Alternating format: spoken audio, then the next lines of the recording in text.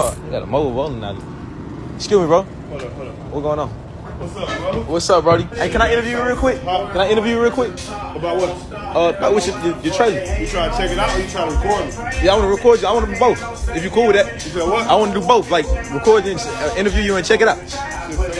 What is this? It's Mobile Bowling Alley. Like, what made you start? Like, get into it. It really was me and my girl out there doing COVID. Came up with the idea one night. I thought about it.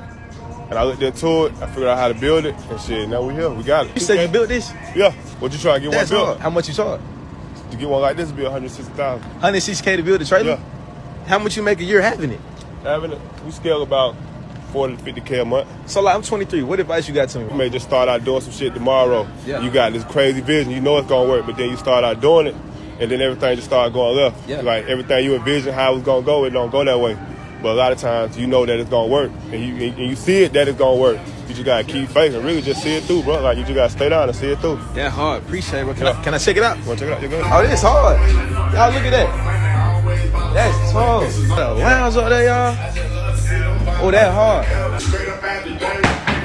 Oh, let's go. I see it. You got to see it. Appreciate it, bro. Love. Appreciate it. Yeah.